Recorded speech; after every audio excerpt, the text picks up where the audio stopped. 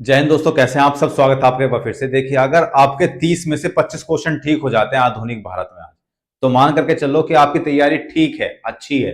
लेकिन अगर 25 से कम होते हैं, यानी कि आपको अभी और पढ़ने की जरूरत है। और ऐसे ही क्वेश्चन आपके एग्जाम में आते हैं और इतने बढ़िया प्रैक्टिस सेट लेकर के आया हूं कि आप कहेंगे कि वाह, मजा आ गया क्लास में। पॉलिटी की सीरीज चल रही है, इसी तरीके से आधुनिक इतिहास मैंने कहा था कि लेकर के आऊंगा, तो जल्दी से शुरू करते हैं। आधुनिक इतिहास की सीरीज शुरू हो गई है। पॉलिटी और आधुनिक इतिहास बहुत मस्त कर लो अपने। इसके बाद और टॉपिक अगर भी लेकर के आऊंगा, तो अपने प्रैक्टिस करते रहो। तो चलिए, लेकर के प्रभु का नाम शुरू करते हैं आज की क्लास। पहला क्वेश्चन देखते हैं क्या है कि भारतीय राष्ट्रीय कांग्रेस की किस अधिवेशन में पहली बार स्वराज्य को लक्ष्य घोषित किया गया। मतलब हमारा जो लक्ष्य है वो स्वराज्य होना चाहिए। हमारा लक्ष्य स्वराज्य होना चाहिए। तो कब घोषित किया गया? ये किया गया था 1906 में, जब कलकत्ता अधिवेशन 1906 में किया गया था। और इसके जो अध्यक्ष थे उस टाइम पे कौन थे? दादा भाई नेहरूजी। कौन थे? दादा भाई नेहरूजी। कौन थे? दादा भाई नेहरूजी। और ये कहां किया गया था? कलकत्ता में। कहां किया गया था? कलकत्ता में, 1906 में। 1906 में पहली बार स्वराज्य शब्द की जो घोषणा की गई थी 1906 में की गई थी। नेक्स्ट क्वेश्चन देखते हैं कि कौन सा क्रांतिकारी बर्लिन कमेटी से जुड़ा हुआ था। मैं आशा करता हूं कि बहुत सारे लोग इस वाले क्वेश्चन को नहीं जानते होंगे, लेकिन क्वेश्चन अच्छा है, याद जरूर करना कि बर्लिन कमेटी। देखिए, ऐसा था कि बर्लिन कहां था? अभी चल रहा है। बर्लिन कहां था? जर्मनी में। तो जर्मनी में एक बर्लिन कमेटी बनाई गई थी। वो भारत के स्वतंत्रता के लिए ही बनाई गई थी, जर्मनी में बनाई गई थी। तो उसका जो सबसे प्रमुख चेहरा थे वो थे चंपक रमन पिल्लाई। कौन थे? चंपक रमन पिल्लाई। ना ये है ना ये है, इसका जो सही आंसर है वो ऑप्शन नंबर सी। कौन सा? Option number C, Champak Raman Pillai. समझ आ रही है? चंपक रमन पिल्लाई। ठीक है, नेक्स्ट क्वेश्चन देखते हैं। नेक्स्ट क्वेश्चन है कि किस आंदोलन को नो टैक्स कैंपेन के रूप में भी जाना जाता है? नो टैक्स कैंपेन, इसका जो हिंदी में अनुवाद अगर हम करते हैं तो कर मत दो। ये याद आ रहा कुछ? कर मत दो। ये बारडोली सत्याग्रह में किसने, जिसकी सबसे बड़ी मूर्ति हमारे देश में लगी हुई है, जिस क्रांतिकारी की, उनका क्या नाम है? सरदार वल्लभ भाई पटेल। सरदार वल्लभ भाई पटेल ने कहा था कि भाई कर मत दो। क्यों? क्योंकि उस टाइम पे सूखा पड़ा हुआ था और अंग्रेजों ने कर बढ़ाया था, तो उन्होंने कहा बढ़ा हुआ कर हम बिल्कुल नहीं देंगे, यानी कर नहीं देंगे। किसने कहा था? सरदार वल्लभ भाई पटेल ने। ठीक है, सरदार वल्लभ भाई पटेल, इन्होंने कहा था कि कर मत दो। तो कौन से सत्याग्रह में कहा था? बारडोली सत्याग्रह में। इसको ही नो टैक्स कैंपेन के रूप में भी जाना जाता है। ठीक है, चीजों को बीच बीच में जो मैं बताता रहा हूं उसको समझते रहो, क्योंकि ये भी बहुत इंपॉर्टेंट है। नेक्स्ट क्वेश्चन देखते हैं कि किस अधिनियम ने सबसे पहले, किस अधिनियम सबसे पहले भारतीयों को केंद्रीय विधान मंडल में प्रवेश का अधिकार दिया था? केंद्रीय विधान मंडल में किस अधिनियम ने सबसे पहले? तो ये 1861। किसमें दिया था? 1861 में केंद्रीय विधानमंडल में प्रवेश का अधिकार दिया था। ठीक है, तो सारे क्वेश्चन याद करते चलना। अगर जो क्वेश्चन आपको ना आते हो वो क्वेश्चन नोट जरूर कर लेना। ऐसा नहीं कि आप बस पढ़े, ये क्वेश्चन नहीं आता तो छोड़ दिया। जो क्वेश्चन ना आते हो उनको लिख लेना, जो आपके बाद में रिवीजन के काम आएंगे। उनको बार बार रिवीजन करोगे, वो क्वेश्चन भी आपको याद हो जाएंगे। तो इस तरीके से आपके सारे क्वेश्चन याद हो जाएंगे। भारत में स्वदेशी शिक्षा, स्वदेशी शिक्षा को सर्वाधिक संगठित रूप से किस आंदोलन ने बढ़ावा दिया? स्वदेशी शिक्षा को, ऐसा था, किसका विरोध चल रहा था? बंगाल विभाजन का विरोध चल रहा था। कब? 1905 में। कब चल रहा था? 1905 में। तो स्वदेशी स्कूल और कॉलेज, ठीक है, उस टाइम पे सबने कहा कि स्वदेशी अपना, स्वदेशी स्कूल कॉलेज। तो स्वदेशी शिक्षा को जो बढ़ावा दिया था वो स्वदेशी आंदोलन ने दिया था 1905 में। और ये कब चला था? बंगाल विभाजन के खिलाफ चला था। ठीक है, कि किसे भारतीय प्रेस का इतिहास निर्माता कहा जाता है? भारतीय प्रेस का इतिहास निर्माता, भारतीय प्रेस का इतिहास निर्माता किसको कहा जाता है?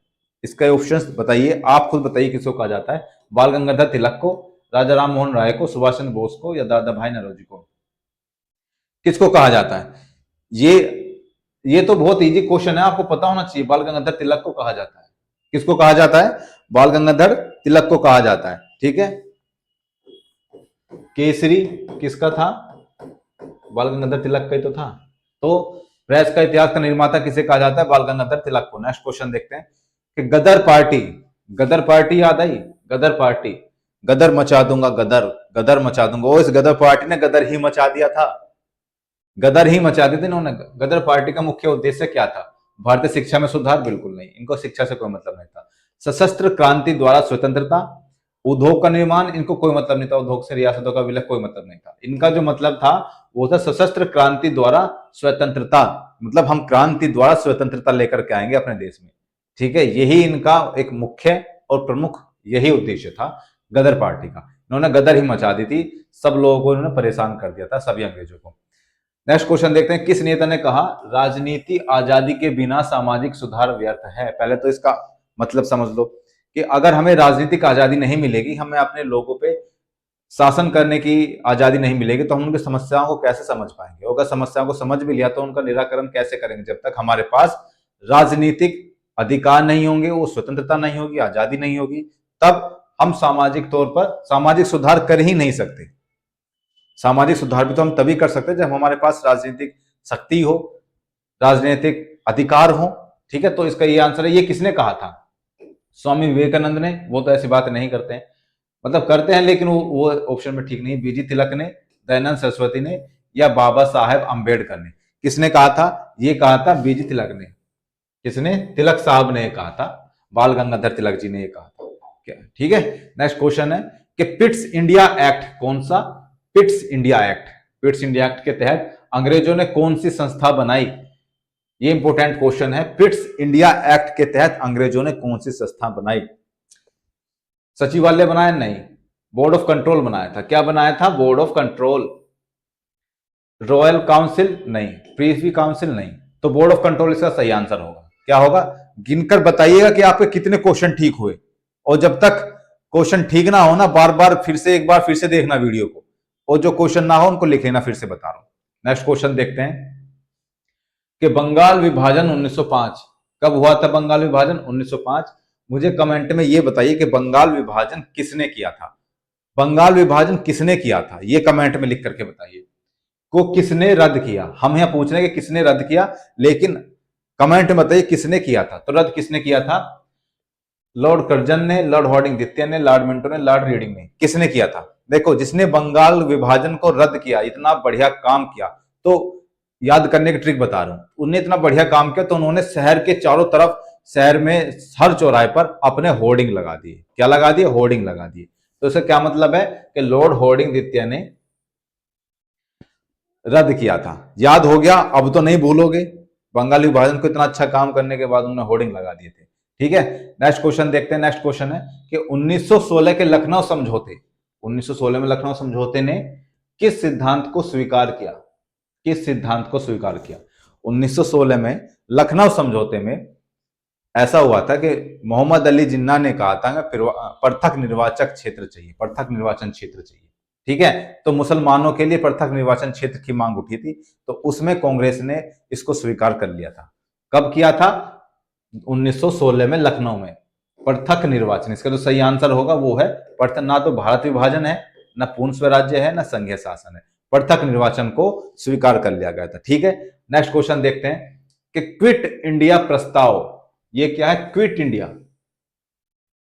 किस नेता ने कांग्रेस के मुंबई अधिवेशन 1942 में रखा था? 1942 में किस नेता ने रखा था? जवाहरलाल नेहरू ने, सरदार पटेल ने, राजगोपालाचारी ने, आचार्य कृपलानी ने? ये रखा था, अगर आप जानते होंगे तो ये रखा था आचार्य कृपलानी जी ने। आचार्य कृपलानी जी ने रखा था, और इसी के साथ में गांधी जी ने जोड़ दिया था करो या मरो का नारा। क्या जोड़ दिया था? करो या मरो का नारा गांधी जी ने इसके साथ जोड़ दिया था और इसको आगे बढ़ाया था। तो तब इससे इनकी जो मूवमेंट थी वो और भी स्ट्रॉन्ग हो गई थी। ठीक है, तो किसने रखा था? आचार्य कृपलानी जी ने रखा था। किसने रखा था? आचार्य कृपलानी जी ने रखा था। नेक्स्ट क्वेश्चन देखते हैं कि इल्बर्ट बिल कंट्रोवर्सी किस विषय से संबंधित है? देखिए, इल्बर्ट बिल कंट्रोवर्सी क्या थी? इल्बर्ट बिल ये पास हुआ था और इसमें ये कहा गया था कि भाई जो भी यूरोपियन लोग हैं, अपराधी हैं, उनकी जो सुनवाई है वो भारतीय जज के द्वारा भी हो सकती है। तब उन लोगों ने, यूरोपियन लोगों ने इसका बहुत ज्यादा विरोध कर दिया था, और इतना ज्यादा विरोध कर दिया था कि उसमें कंट्रोवर्सी बहुत तकड़ी हो गई थी, बहुत ज्यादा कंट्रोवर्सी हो गई थी। तो इसी को इल्बर्ट बिल कंट्रोवर्सी कहते हैं। तो ये किस विषय से संबंधित था? ये था भारतीयों के लिए भूमि अधिकार। अभी तो मैंने बताया कि भारतीयों द्वारा यूरोपीय अपराधियों का न्याय, ठीक है ना, ये है ना ये है, ठीक है ना ये। इसका जो सही आंसर होगा, भारतीयों द्वारा यूरोपीय अपराधियों का न्याय, मतलब उनकी सुनवाई, उनको अधिकार दिया गया एल्बर्ट बिल के माध्यम से, लेकिन विरोध इतना हो गया कि उस पर बहुत कंट्रोवर्सी हो गई थी। नेक्स्ट क्वेश्चन देखते हैं। तो इल्बर्ट बिल समझ में आया। इल्बर्ट बिल क्या था? इल्बर्ट बिल, हाँ, किस जेल में भगत सिंह, राजगुरु, सुखदेव को फांसी हुई यार? इस क्वेश्चन को देखते ही ना, किस जेल में हुई भगत सिंह? भाई 23 साल के थे। कितने? 23 वर्ष के भगत सिंह। यहाँ फोटो भी मैंने उन्हीं की लगाई है। कितने वर्ष के थे? 23 वर्ष के। जिस उम्र में आप लोग पढ़ रहे हो ना, उस उम्र में उनको फांसी हो गई थी। मतलब 23 साल की उम्र, मैं कहना चाहता हूं सिर्फ के 23 साल के थे। अभी तो सही से जवान भी नहीं हुए थे यार, केवल 23 साल के थे, उनको फांसी हो गई थी। उनको फांसी कहाँ हुई थी? भगत सिंह, राजगुरु, सुखदेव, सल्यूट है इन लोगों को सच में। इनको जो फांसी हुई थी ना, कहाँ हुई थी इनकी फांसी? बताओ यार। Mandalay jail, cellular jail, Lahore central jail या अलीपुर जेल? इनको फांसी हुई थी लाहौर सेंट्रल जेल। कहाँ हुई थी? लाहौर सेंट्रल जेल में, ठीक है, याद रखना, लाहौर सेंट्रल जेल में, ठीक है। नेक्स्ट क्वेश्चन देखते हैं। नेक्स्ट क्वेश्चन है कि नौजवान भारत सभा की स्थापना कहाँ हुई? नौजवान भारत सभा की स्थापना किसने की? पता है आप लोगों को किसने की? कमेंट में बताना किसने की। चलो मैं बता देता हूं। नौजवान भारत सभा की जो स्थापना थी वो भगत सिंह जी ने की थी, और ये की थी लाहौर में। कहाँ की थी? लाहौर में। कानपुर में नहीं, लखनऊ में नहीं, इलाहाबाद में नहीं, कहाँ की थी? लाहौर में। नेक्स्ट क्वेश्चन है कि भारत छोड़ो आंदोलन के समय कांग्रेस का अध्यक्ष कौन था? बताइए। आचार्य कृपलानी थे, पट्टाभी सीतारामैया थे, सरदार पटेल थे, राजेंद्र प्रसाद थे। तो अभी तो मैंने बताया था कि क्विट इंडिया यानी कि भारत छोड़ो आंदोलन का प्रस्ताव किसने रखा था? तो उस समय अध्यक्ष भी वही थे। तो कौन थे? अभी अभी तो मैंने बताया था, आचार्य कृपलानी थे। कौन थे? आचार्य कृपलानी। भारत छोड़ो आंदोलन के समय कांग्रेस का अध्यक्ष। ये इंपोर्टेंट क्वेश्चन है, बिल्कुल आ सकता है, तो ये क्वेश्चन बिल्कुल याद रखना। नेक्स्ट क्वेश्चन है कि श्रीमद् भगवत गीता का अंग्रेजी में अनुवाद करने वाला पहला यूरोपीय कौन था? तो इसका सही आंसर है चार्ल्स विल्किंस। नाम भी ऐसे हैं कि जबान भी 3-4 बार तो घूमती है। इसमें आप लेकर के देना चार्ल्स विल्किंस। क्या है? चार्ल्स विल्किंस, ठीक है। 3-4 बार तो जबान भी अलबेट्टे ले लें। नेक्स्ट क्वेश्चन देखते हैं। नेक्स्ट क्वेश्चन है कि पिछली शताब्दी में यानी कि ज्योतिबा फूले के सत्य शोधक समाज ने क्या प्रयास किया था? ज्योतिबा फूले जो हैं उनका एक समाज था सत्य शोधक समाज, याद रखना। सत्य शोधक समाज की जो स्थापना किसने की थी? ज्योतिबा फूले ने, ठीक है, ज्योतिबा फूले ने। ये याद रखना, इंपोर्टेंट है, बहुत बार पूछा गया है एग्जाम में। आपके एग्जाम में पूछने की बिल्कुल 90% संभावना है। ज्योतिबा फूले ने, इनका जो काम था वो क्या था? दंभी ब्राह्मण तथा उनके अवसरवादी धर्मग्रंथों से नीची जातियों की रक्षा करना, या जाति प्रथा पर आक्रमण करना, या फिर सतारा में जमींदार विरोधी और महाजन विरोधी विप्लव का नेतृत्व करना, या फिर अछूतों के लिए पृथक प्रतिनिधित्व। इनका सत्य शोधक, अभी एक मूवी भी आई थी इनके ऊपर अभी कुछ दिन पहले ही, अगर आपने देखी हो तो, ठीक है। तो इसका जो सही आंसर है वो ये, इन्होंने अछूतों के लिए बहुत काम किया, अछूतों के लिए बहुत काम किया। तो अछूतों के लिए पृथक प्रतिनिधित्व, इनका जो समिति का जो वो था, मोटो था, वो था अछूतों के लिए पृथक प्रतिनिधित्व। अभी एक लड़के का मेरे पास फोन आता है, स्टूडेंट, वो बोलते हैं कि सर पढ़ाई में मन नहीं लग रहा है अभी। क्यों? मैंने सब कुछ तो पढ़ लिया है, अब ये कंफ्यूज होता हूं मैं किस चीज का रिवीजन करूं और किस चीज का ना करूं। सारी चीज तो मैंने पढ़ ही ली है। तो भाई बेशक आपने सारी चीज पढ़ ली है, और ये केवल एक ही स्टूडेंट की समस्या नहीं है, ये पता नहीं, मतलब मैं क्या 95% स्टूडेंट की समस्या है कि जब उठते हैं ना तो उनको ये नहीं पता कि मुझे अब पढ़ना क्या है, मुझे रिवीजन करना है, कोई टॉपिक पढ़ना है, कोई सब्जेक्ट पढ़ना है। वो कंफ्यूज रहते हैं, दिमाग क्लियर नहीं है। दिमाग क्लियर तब होगा जब सोने से पहले अपना पूरा बना करके चलो कि आज मुझे इस चीज का रिवीजन करना है, ये चीज नहीं पढ़नी है, और ये चीज मुझे इसका प्रैक्टिस देनी है, इसका प्रैक्टिस सेट लगाना है। पहले ही बना करके चलो, आपका माइंड क्लियर रहेगा और पढ़ने में भी मन लगेगा। तो पहले अगर बन जाएंगे तो अच्छा रहेगा, वरना तो फिर कंफ्यूज रहोगे, 1 घंटा तो ये सोचने में निकाल दोगे, अरे मैथ तो कल ही पढ़ा था यार, सोच रहा हूँ आज पॉलिटी पढ़ लूं, अरे नहीं यार पॉलिटी में तो परसों ही तो पढ़ी थी, आज मूल विधि पढ़ लेता हूँ। इस तरीके से सोच के पूरा पूरा दिन निकाल दोगे और महीने ऐसे निकल जाएंगे, फिर कहोगे कि यार मैं पढ़ता तो बहुत था लेकिन क्या करूं सिलेक्शन नहीं हुआ। जब आपकी कुछ प्लानिंग ही नहीं है, आप कुछ प्लान करके ही नहीं चल रहे हो, अपने दिमाग को क्लियर करके ही नहीं चल रहे हो, तो कैसे सिलेक्शन होगा? आपका माइंड तो उलझा पड़ा है।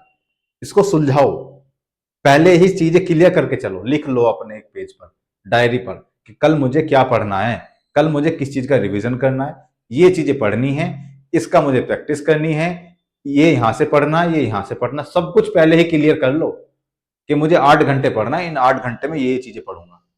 फिर देखो कमाल, आपका माइंड कितना क्लियर होगा और पढ़ने में कितना मन लगेगा, और आपकी चीजें धीरे धीरे धीरे धीरे सारी क्लियर भी हो जाएंगी। ठीक है, इस तरीके से पढ़ा करो। नेक्स्ट क्वेश्चन देखते हैं। नेक्स्ट क्वेश्चन है कि किस वायसराय के शासन काल में पहली फैक्ट्री अधिनियम पारित किया गया? बताइए, किस वायसराय के काल में, किस वायसराय के शासन काल में पहली फैक्ट्री अधिनियम पारित किया गया? लॉर्ड कैनिंग नहीं, लॉर्ड रिटन नहीं, लॉर्ड कर्जन नहीं, लॉर्ड रिपन। ठीक है, आंसर क्या है इसका? Lord Ripon. याद करने का तरीका क्या है? देखो, जब हम क्या है, फैक्ट्री अधिनियम है, फैक्ट्री में कागज बने सपोज, वो उन कागज को किससे बांधा गया? रिबन से बांधा गया, रिबन से। रिबन मतलब रिपन। ठीक है, तो उन फैक्ट्री में जो कागज बने उसको किससे बांधा गया? रिबन से। तो जो फैक्ट्री अधिनियम है वो किसके काल में आई? लॉर्ड रिपन के शासन काल में। ठीक है, उन्होंने अधिनियम पारित किया। याद रहेगा, अब तो नहीं भूलोगे। ठीक है, नेक्स्ट क्वेश्चन देखते हैं। नेक्स्ट क्वेश्चन है कि निम्नलिखित में से भारत में कौन से एक्ट के द्वारा सांप्रदायिक निर्वाचक वर्ग शुरू किया गया था? सांप्रदायिक निर्वाचक वर्ग शुरू किया गया था 1861 में। ये तो बहुत आसान है, पता होगा आपको। 62 में नहीं, 1909 में या फिर 1935 में। तो ये किया गया था 1909 में। क्या किया गया था? 1909 में ऐसा हुआ था। इसको क्या बोलते हैं 1909 में?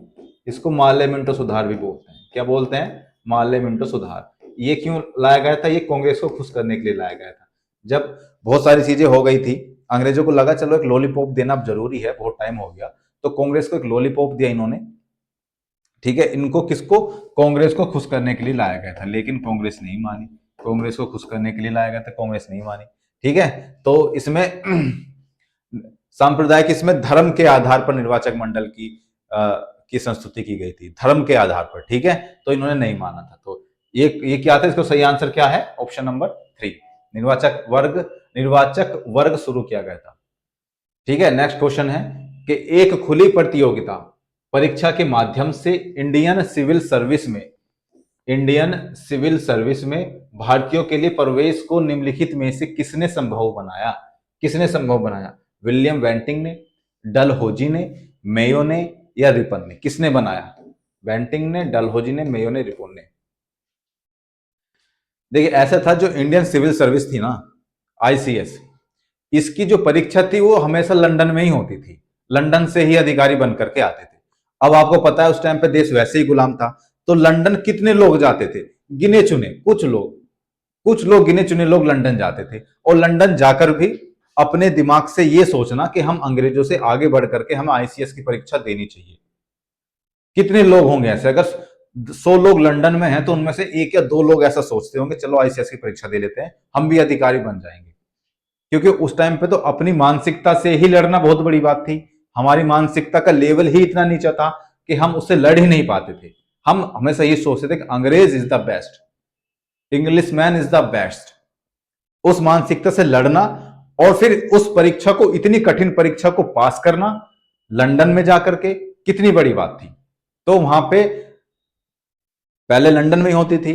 अब क्या था कि भारतीयों के लिए प्रवेश को, भाई भारतीयों के लिए अब उन्होंने कहा कि इसमें भारतीय भी एग्जाम दे सकते हैं।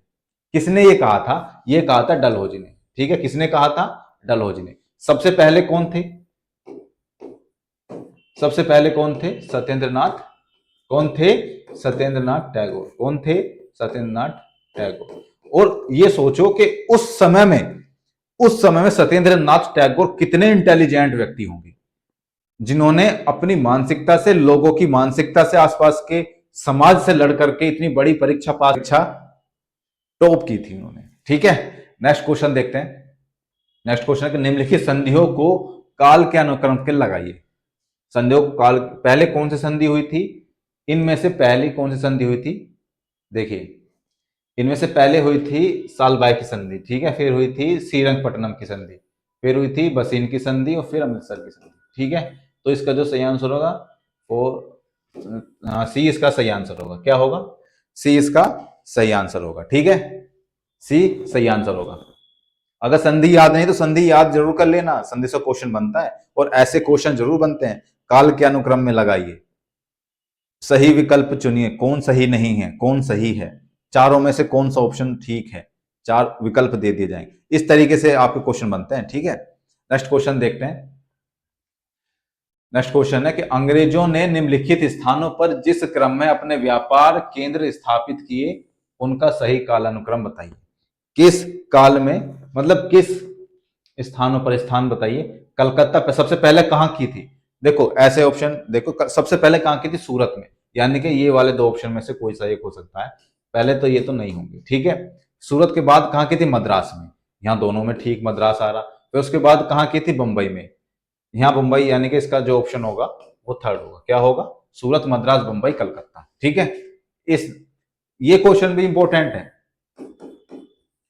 ऐसे क्वेश्चन पूछ लिए जाते हैं। इसमें कई क्वेश्चन आ गए, इस एक क्वेश्चन में ही आपके कई क्वेश्चन आ गए, ठीक है। तो इसी तरीके से पूछे जाते हैं।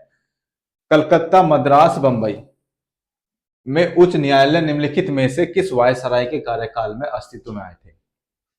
Lord Hasting, Lord Cornwallis, Lord John Lawrence या लॉर्ड डलहौजी, बताइए इसका जो सही आंसर क्या होगा।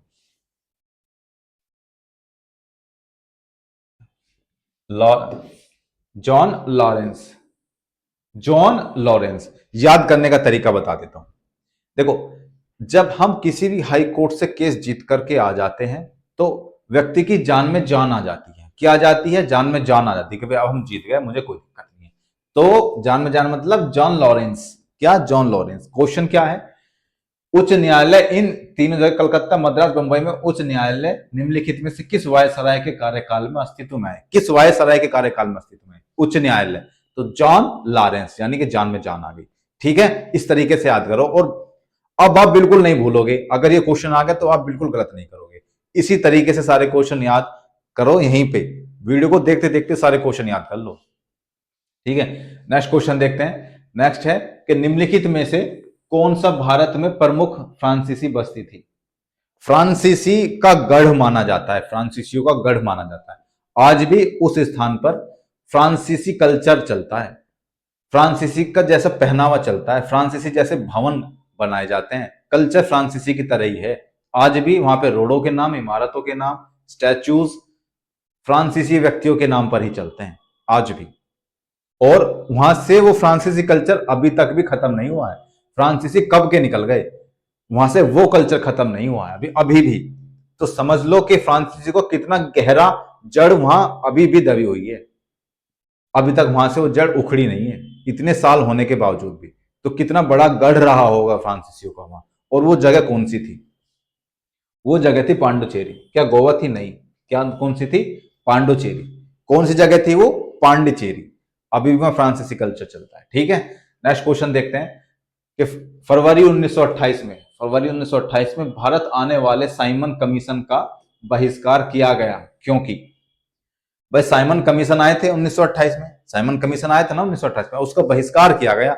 क्यों किया गया, क्योंकि उसमें उसके सभी सदस्य अंग्रेज थे, या फिर उस समय अनेक राष्ट्रवादी नेता जेल में बंद थे, इस वजह से उनका बहिष्कार किया गया, या फिर उसका अध्यक्ष सर जॉन साइमन बहुत अलोकप्रिय था, उनका जो अध्यक्ष था वो अलोकप्रिय था, या फिर मॉन्टेग्यू चेम्सफोर्ड सुधार असफल हो गए थे। देखिए भारतीयों ने इनका जो विरोध था वो क्यों किया था, क्योंकि उसमें सभी सदस्य कौन थे, अंग्रेज थे। भारतीयों के लिए निर्णय लेना था, लेकिन ले कौन रहे, अंग्रेज ले रहे हैं। अंग्रेजों को उनकी स्थिति नहीं पता है, वो भारत सैन को स्थिति नहीं पता है कि किस तरीके सामाजिक तरीके से रहते हैं, इनका क्या कल्चर है, किस तरीके का रहन सहन है, आर्थिक इनकी मजबूती क्या है, तो उनको कुछ पता ही नहीं था। तो वो क्या उनका डिसीजन लेते, तो इसलिए भारतीयों ने उसका विरोध किया था कि भाई इसमें कोई भी भारतीय नहीं है, तो हम इसका विरोध करते हैं। जब भारतीय नहीं होगा तो भारतीय व्यक्तियों की मनोदशा क्या समझेगा, उनके लिए क्या अच्छा वो डिसीजन लेगा। तो ठीक है, तो इसका तो सही आंसर क्या होगा कि उसके सभी जो थे वो अंग्रेज थे, इसीलिए उनका विरोध किया गया था। नेक्स्ट क्वेश्चन देखते हैं कि गांधी जी से दक्षिण अफ्रीका में मिलने के लिए निम्नलिखित में से कौन गया था। क्लास में मजा आ रहा है कि नहीं आ रहा है, क्वेश्चन अच्छे लग रहे हैं कि नहीं लग रहे हैं, बस इतना बता दीजिए। अगर लग रहे हो तो अच्छे से याद कर लीजिएगा, अच्छे से देखिएगा पूरी वीडियो। देखिए इसमें गांधी जी से दक्षिण अफ्रीका में मिलने के लिए कौन गया था, कौन गया था? बाल गंगाधर तिलक गए थे? बिल्कुल नहीं गए थे। गोपाल कृष्ण गोखले, ये गांधी जी से गोपाल कृष्ण गोखले लंदन वहीं मिले थे, दक्षिण अफ्रीका में।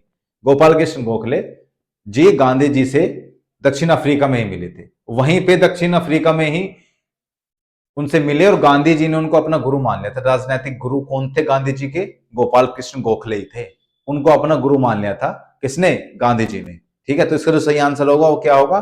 गोपाल कृष्ण गोखले। नेक्स्ट क्वेश्चन है कि निम्नलिखित में से कौन सा एक प्रारंभिक कांग्रेस 1885-1905 की मांग नहीं है? कांग्रेस हम दो भागों में पढ़ते हैं ना, एक तो 1885 से 1905, ठीक है, एक उसके बाद पढ़ते हैं 1905 से आगे। ठीक है, तो पहली जो कांग्रेस थी, प्रारंभिक कांग्रेस, इनमें कौन सी मांग नहीं थी कांग्रेस की? पूर्ण स्वराज्य की मांग, या फिर प्रशासनिक सेवाओं की उच्चतर श्रेणियों का भारतीयकरण, या फिर शस्त्र अधिनियम की समाप्ति, या साम्राज्य के अंतर्गत स्वायत्ता। ये तीनों थी। कौन सी नहीं थी? कौन सी नहीं थी? पूर्ण स्वराज्य की मांग नहीं थी। पूर्ण स्वराज्य की मांग कब आई? अभी पिछले क्वेश्चन में 2-3 क्वेश्चन पहले बताया था, कब आई वो कमेंट बॉक्स में जरूर बताइएगा। पूर्ण स्वराज्य की मांग किसने की पहली बार, और किस अधिवेशन में, किस सन में आई थी, ये बताइए कमेंट बॉक्स में, अगर आप अभी आपने याद किया होगा पहले तो। ठीक है, नेक्स्ट और लास्ट क्वेश्चन है हमारा कि निम्नलिखित में से किसने वर्नाक्युलर प्रेस एक्ट को निरस्त किया था? वर्नाक्युलर प्रेस एक्ट को निरस्त किया था किसने?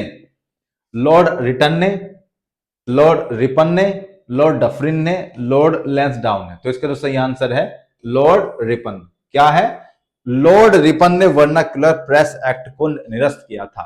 फिर से वही वाली चीज कि प्रेस में क्या बनता है? अखबार को बांधने के लिए हमने रिबन का इस्तेमाल किया। ठीक है, प्रेस में क्या बनता है? अखबार को बांधने के लिए रिबन का इस्तेमाल किया। लॉर्ड रिपन ने वर्नाक्युलर प्रेस एक्ट को निरस्त किया था। ठीक है, वर्नाक्युलर प्रेस एक्ट को किसने लगाया था? वर्नाक्युलर प्रेस एक्ट, इसमें क्या क्या चीजें थी? अगर किसी को पता हो तो कमेंट बॉक्स में जरूर बताइएगा। इस तरीके से 30 क्वेश्चन आपके कंप्लीट हो जाते हैं और इसी तरीके से क्वेश्चन आगे भी आते रहेंगे। तो बस अपनी पढ़ाई पर ध्यान दो यार। अब जितना भी समय बचा है केवल और केवल पढ़ना है, इसके अलावा कुछ नहीं, कुछ सोचना ही नहीं है। कैसे करोगे अगर बाई चांस, मान लो कभी सोचा है आप लोगों ने कि बाई चांस अगर ऐसा हुआ, मतलब हर बंदे को बहुत ज्यादा नीड है इस नौकरी की, हर बंदे को, जितना भी लोग तैयारी कर रहे हैं। कोई बहुत अमीर घर के लोग तैयारी नहीं करते हैं, हम तुम ही करते हैं, जो एक मिडिल क्लास बल्कि लोअर मिडिल क्लास के लोग होते हैं वो तैयारी करते हैं। और कितनी सख्त जरूरत है आपको नौकरी की, ये आपसे बेहतर कोई नहीं जान सकता। और इसी नौकरी के लिए आप इतनी मेहनत कर रहे हो, तो जब मेहनत कर रहे हो तो ढंग से कर दो यार। एक बार मेहनत ऐसी हो जाए कि साला कोई ये कहे कि पागल तो नहीं हो गया पढ़ते पढ़ते। ऐसी मेहनत कर दो, दिखना बंद हो जाओ, लोग ये कहें कि यार आजकल दिख नहीं रहा है, कहां है? कहां दिखेगा?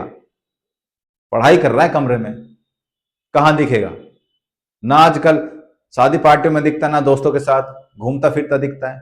कहां है आजकल कि लोग तुम्हारे बारे में चर्चाएं शुरू कर दें कि आजकल पता नहीं इसको हो क्या गया है, ना किसी से बातें करता है, ना कहीं दिखता है, ना कहीं घूमने जाता है, पता नहीं क्या हो गया। तो इस तरीके से पढ़ाई करना शुरू कर दो, और जब आप रम जाओगे ना पढ़ाई में, रम जाओगे, सब कुछ भूल के सब कुछ खत्म, बस रम गए पढ़ाई में, किताबें, मैं और मेरे नोट्स, बस जब वो सिचुएशन आ जाएगी ना, तब आप मान करके चलो कि आप सफल हो गए, आप नौकरी पा लोगे।